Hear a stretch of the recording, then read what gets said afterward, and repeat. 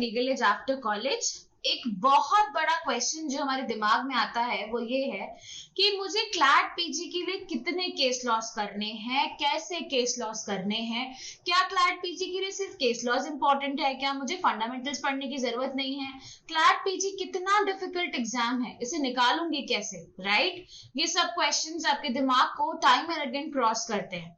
आज उनमें से एक बहुत इंपॉर्टेंट क्वेश्चन का मैं आपको इस वीडियो में आंसर दूंगी। How to study a case law for CLAT PG. We have discussed this 100 times on this channel that it's very important to cover case laws of at least last 3 years if you want to crack CLAT PG. देखो CLAT PG crack करना है तो आपको आखिरी के 3 साल के case laws cover करना बहुत जरूरी है, राइट? तो अब हमें लगता है कि हम इसे कैसे कवर करें, क्योंकि इतने सारे केसेस हैं। पहले तो जॉट डाउन करना डिफिकल्ट है, उसके बाद क्या एक केस को याद करने का क्या तरीका हो सकता है, मुझे कितने डेप्थ में जाना है, राइट?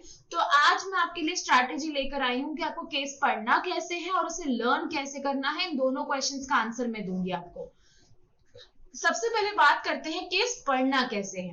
कोई भी केस जब हम सुप्रीम कोर्ट लेवल पे पढ़ते हैं और जब हमें उस केस को क्लैट पीजी के लिए पढ़ना है तो उसको पढ़ने के 4 मेन तरीके हैं। मुझे हर केस में से ये 4 चीजें फिगर आउट करनी है। पहले उसमें कौन से इश्यू रेज हुए, राइट?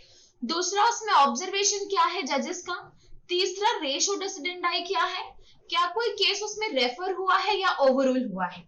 मुझे हर जजमेंट को इन 4 तरीके से करना है। इसके एडिशन में मुझे एक चीज ध्यान रखनी है कि जो भी उस केस में फंडामेंटल प्रिंसिपल इन्वॉल्व है, फंडामेंटल प्रोविजन हो सकता है, फंडामेंटल प्रिंसिपल हो सकता है, मुझे उसको डिटेल में याद करना है और डिटेल में मुझे उस पर्टिकुलर कॉन्सेप्ट पे कॉन्सेप्चुअल क्लैरिटी होनी चाहिए।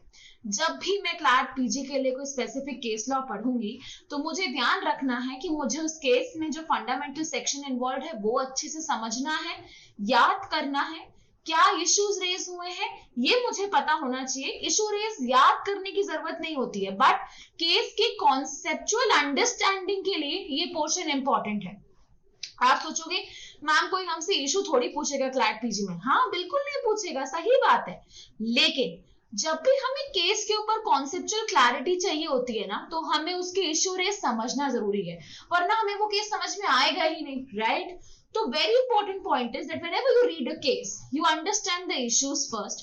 उस issues में जो questions, जो provisions, जो principles, जो doctrines involved हैं, उनको उठाओ, fundamentally cover करो। बहुत इंपॉर्टेंट है, ट्रस्ट में ये स्टेप बहुत इंपॉर्टेंट है। इसके बिना आगे की 3 स्टेप समझ में ही नहीं आएंगी।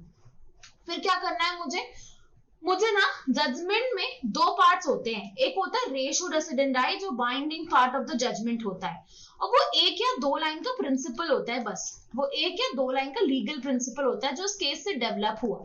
मुझे वो लीगल प्रिंसिपल तो याद करना ही है, साथ में जज ने जो मिसलेनियस ऑब्जर्वेशंस दिए हैं मुझे वो भी याद करना है, क्योंकि क्लैट का पैटर्न उठा के देखोगे ना तो जितने जजमेंट्स पे पैसेजेस आए हैं उनमें जजेस के ऑब्जर्वेशंस पर डायरेक्ट क्वेश्चंस पूछे गए हैं।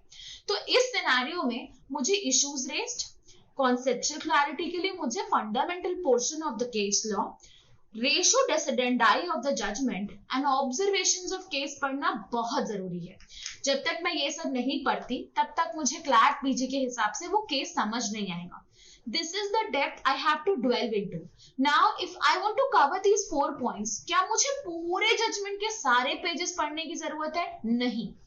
आप यदि इसको समराइज फॉर्मेट में सही रिसोर्स से पढ़ते हो तो भी आप बहुत आराम से इन केसेस को कवर कर लोगे, आपको प्रॉब्लम नहीं आएगी।